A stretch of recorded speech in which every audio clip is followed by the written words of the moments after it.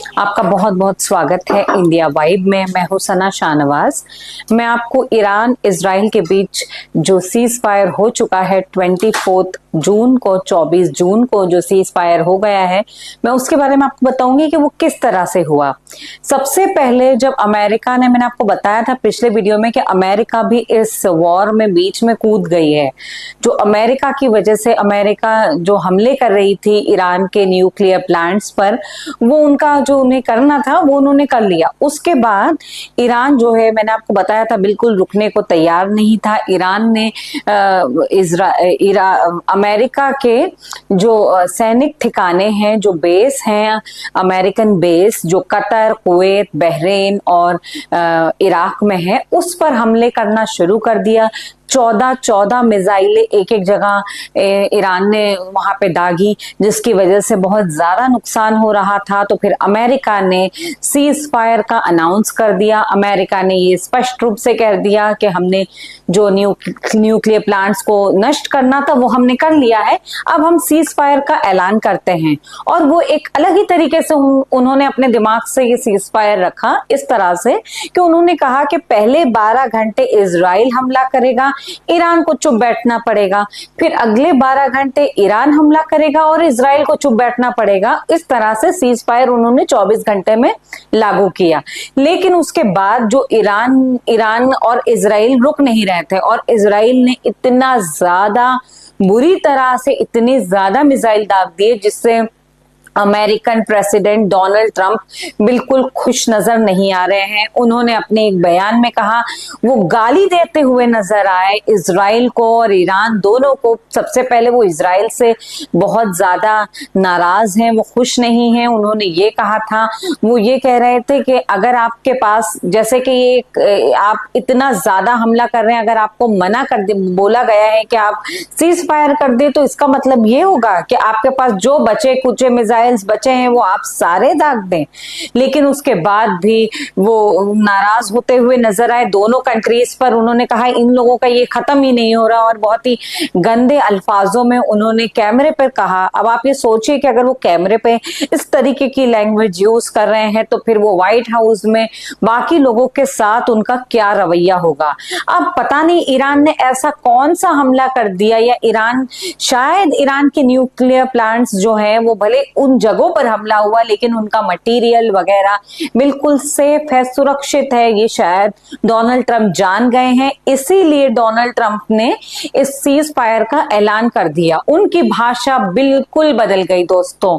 उन्होंने ये कहा कि जैसे कोई बहुत बड़ा महान बाबा इस टाइप का इंसान होता है, वो कहता है बेटा तुम भी खुश रहो, बेटा तुम भी खुश रहो और हम भी खुश रहें, इस तरीके की भाषा वो इस्तेमाल करने लग गए। उन्होंने कहा गॉड इजराइल को भी अच्छा रखे, गॉड ईरान को भी अच्छा रखे, और गॉड अमेरिका को भी अच्छा रखे। इस तरीके से वो गॉड को भी याद करते नजर आ रहे हैं।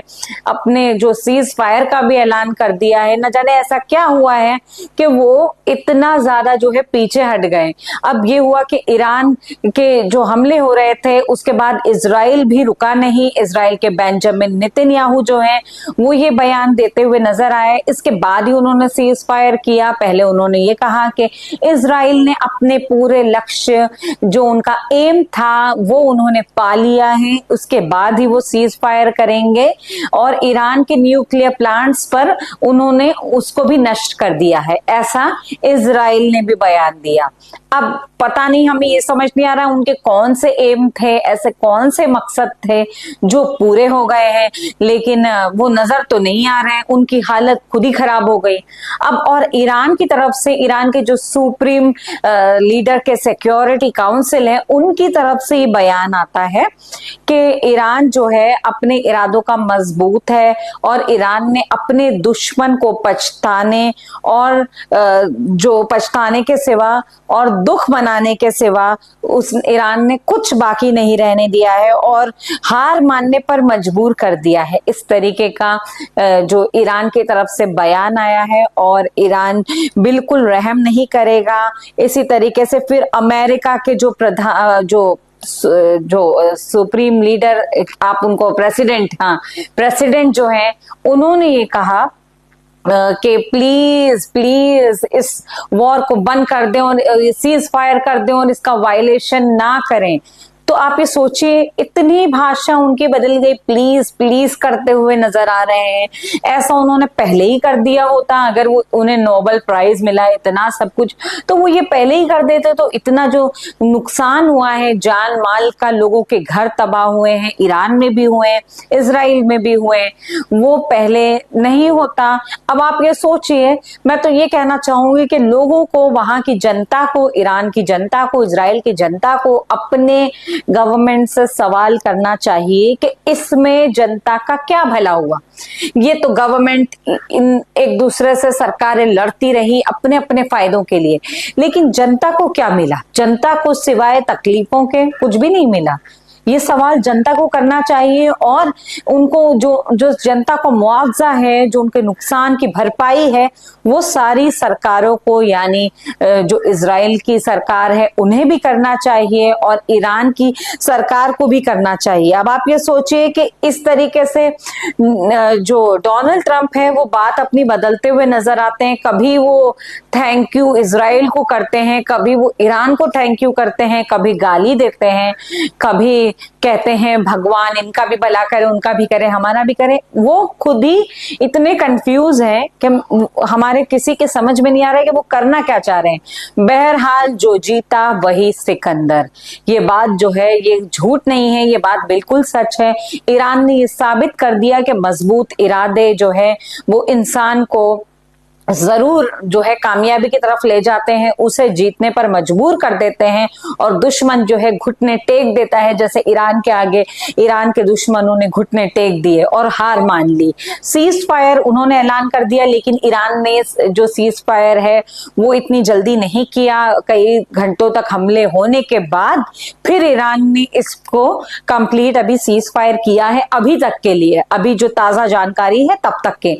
अब हम आगे नहीं बता सकते हैं कि ये पिक्चर अभी बाकी है या इसका कोई सेकंड रूप भी है, कुछ और होगा, ये हम अभी नहीं आपको बता सकते हैं। जैसे ही हमें जानकारी मिलेगी हम आपको इसके बारे में आपसे जरूर बात करेंगे। और आज 25 जून को जो अमेरिका के प्रेसिडेंट है डोनाल्ड ट्रंप, वो पहुंचे हैं नीदरलैंड्स में। वहां एक नाटो सम्मेलन हो रहा है, वहां पर वो काफी जो है प्रेस कॉन्फ्रेंस करते हुए नजर आए। उन्होंने ये भी कहा कि हमने जो ईरान के न्यूक्लियर प्लांट्स हैं उसको नष्ट कर दिया है और उसके बाद ये सीज फायर हो गया है। अब हम ईरान से अगले हफ्ते मीटिंग करेंगे और ईरान की तरफ से ये बात आई है सामने। ईरान ने कहा है कि अमेरिका के हमले के बाद उनके न्यूक्लियर प्लांट्स पर, जो उनके परमाणु ठिकाने हैं, उस पर काफी नुकसान हुआ है, लेकिन ऑफिशियली उन्होंने अभी पूरी डिटेल्स शेयर नहीं की है कि किस तरह से और कितना हमला हुआ है।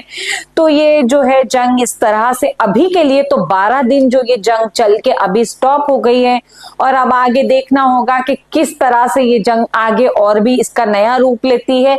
ये अभी के लिए सीज फायर हो गया है कंप्लीट ईरान इजराइल की तरफ से और ईरान इसमें ऐतिहासिक जीत हासिल करता हुआ नजर आ रहा है और आयतुल्लाह खामेनेई का नाम जो है एक इतिहास के सुनहरे पन्नों में हमेशा के लिए लिख गया है। और अब दोस्तों, पहले ऐसा होता था कि लोग हिस्ट्री बदल देते थे, लिख देते थे, कुछ भी चेंजेस होते थे, बट अब ये करना नेक्स्ट टू इम्पॉसिबल हो गया है क्योंकि ये एआई की दुनिया है। अब सब कुछ चेंज हो गया है, हर चीज डिजिटलाइज हो गई है। तो अब ये बातों को जो है ये हमेशा के लिए, दुनिया जिंदगी भर के लिए, आगे के आने वाले जनरेशन्स के लिए बात हो गई है। ये एक तरीके से सेव हो गई है ये बात के ईरान जो है वो झुका नहीं, वो डटा रहा और इस तरह से बड़े बड़े देशों के आगे जो आयरन डोम इजराइल का जो डिफेंस सिस्टम है वो सब फेल हो गया ईरान के हौसलों के सामने। ईरान की जो बैलिस्टिक मिसाइलें थी वो भारी पड़ गई अमेरिका और इजराइल पर। और दोस्तों, इससे हम सबको, जो हमारी सारी कंट्रीज है, जैसे इंडिया है, जैसे चाइना, पाकिस्तान और बड़ी बड़ी जितनी कंट्रीज हैं, छोटी कंट्रीज, सारी कंट्रीज को एक फायदा तो हुआ है ईरान के ये जो जंग में जीतने से। वो हमें सबको ये साबित करता है कि जो हमारे सारे प्रधानमंत्री जाके जो अमेरिका के आगे सर झुकाते हैं, जो उनकी जी हुजूरी करते हैं, उनसे डर के कि भाई वो सुपर पावर है, अगर उन्होंने हम पर हमला कर दिया तो फिर हमारा क्या होगा। लेकिन अब ऐसा करने की कोई जरूरत नहीं है। हमारे प्रधानमंत्री हो चाहे कहीं के भी प्रधानमंत्री, वो भी उनसे आंख में आंख मिला के बात कर सकते हैं, क्योंकि अमेरिका ने अपनी हंसी उड़ाने के सिवा इन 12 दिनों में और कुछ नहीं किया। अपना मजाक पूरी तरह से अमेरिका ने बना लिया। और ये एक खुशी की बात भी, एक न्यू रेवोल्यूशन भी शुरू हुआ है, जिससे इतनी सुपर पावर जिस कंट्री को समझा जाता था, अब उससे इतना डरने की किसी भी कंट्री को जरूरत नहीं है। क्योंकि जब ईरान उसे धूल चटा सकता है तो फिर बाकी देशों का, उनकी हिम्मत या उनके पास कोई जो सैनिक जो शक्ति है, सैनिक बल है, वो कोई कम नहीं है और सब बहुत ज्यादा हिम्मती हैं। तो इसलिए हम ईरान को जो है एक तरीके से, ईरान के यहाँ जश्न भी मनाया जा रहा है तेहरान में, और भाई मनाया भी जाना चाहिए जब वो जीत गए हैं। लेकिन उसके साथ ही साथ ये भी ध्यान रखना चाहिए कि जिन लोगों का नुकसान हुआ है, आम जनता का, ईरान में, इजराइल में, अमेरिका में, उन सबको जो उनका घर टूटा है, उनका नुकसान हुआ है, उनके जो लोगों की जाने गई है, उनका जो मुआवजा है वो उन्हें जरूर सरकार की तरफ से मिलना चाहिए। और अगर ऐसा नहीं होता है तो लोगों को अपने सरकार के खिलाफ खुद मोर्चा उठाना चाहिए। उस तरह से ही सारी चीजें जो है बिल्कुल ट्रैक पर आएंगी और जिंदगी जो है पटरी पर आते हुए नॉर्मल हो जाएगी।